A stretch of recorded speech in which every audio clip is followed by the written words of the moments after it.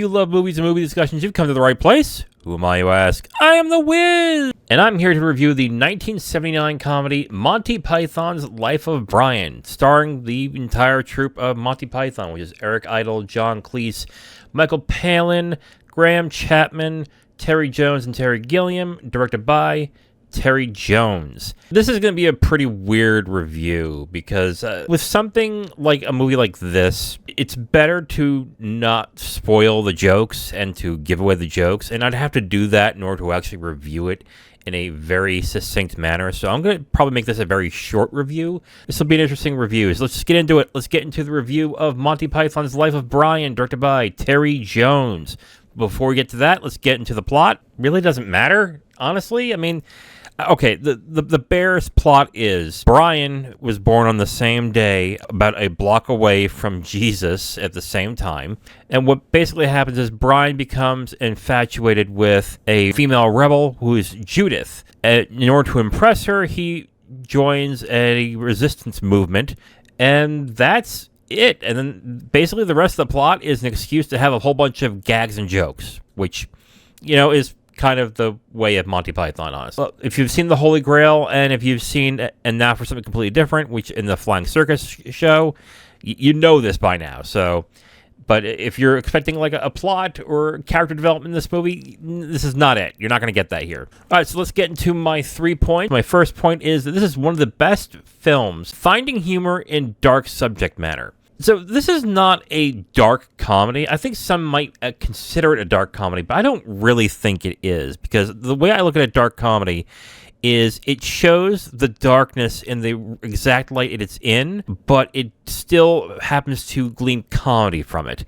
Whereas this one takes the dark subject matter and just brightens it up into a ridiculous, silly manner to a point where you kind of can't take it seriously. One of my favorite scenes in this film involves a stoning, and it's hilarious to watch, but that's kind of how I look at it. But I think the film does a great job of finding the humor in these situations that are actually really serious and really dire. The comedy is just really good in this movie as well. You would have to really enjoy Monty Python, of course, but if you are into like satires, like I would say Naked Gun, Airplane, Hot Shots, this is a great movie. This is a really funny movie to watch. And my second point, plot is superficial. It services the jokes. I mentioned that in the plot synopsis. Yeah, basically the plot doesn't matter. The plot is incredibly bare bones, and all it does is to give excuses as to make new jokes. The vast majority of the jokes work really well. They're hilarious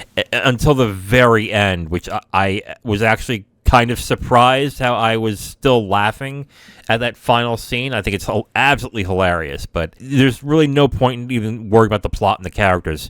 It services the jokes, and it works incredibly well. And my third point, this is better than Holy Grail. I'm not going to sit here and say that Holy Grail is like a piece of crap compared to this, but I like Holy Grail.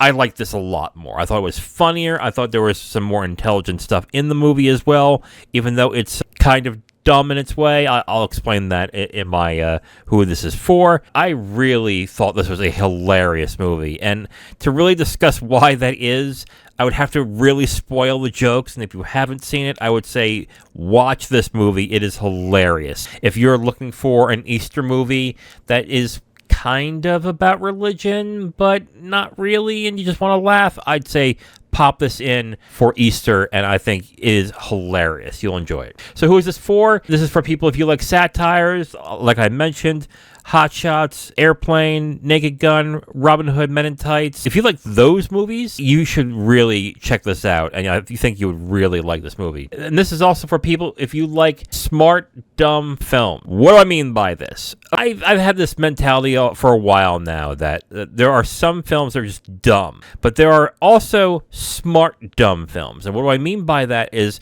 the humor in it is really dumb, patently ridiculous in like a stupid way, but the way they execute the comedy is so smartly done. You obviously have to be intelligent to come up with how to set up those jokes, and a lot of the jokes here are pretty dumb, but the way that they lead up to those points are actually smartly done. So if you like smart, dumb films, I would say definitely check this out.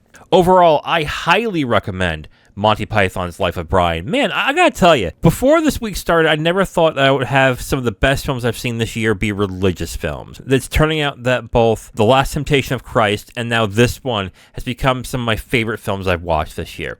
Granted, would you really call this a religious film? No, not really.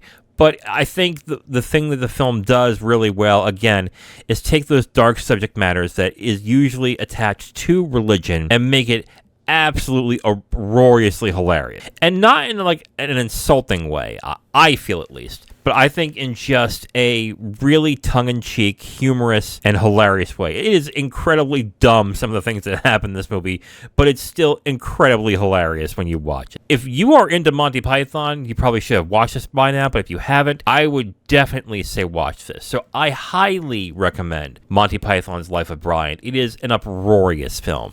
Loved it. I can't wait to watch it again. Now, if you want my full review on this movie, you can go to my website at IamTheWiz.com. You'll have my full written review right on the site, along with a link to the video that has this review that you've just listened to. Okay, so for next time, Tuesday, we're going to start the new week, which is Out of Obligation Week, which is where I watch films I just feel like I have to watch, even though I'm not entirely excited to watch them.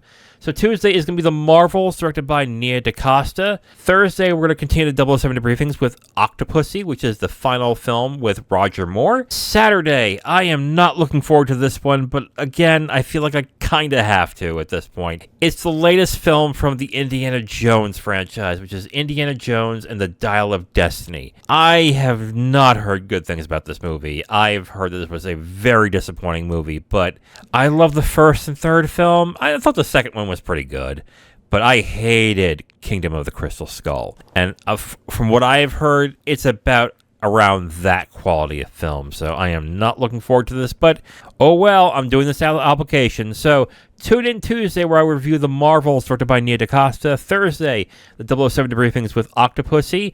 And Saturday, Indiana Jones and the Dial of Destiny, directed by James Mangold. I am The Wiz, and I'll talk to you next time. Bye.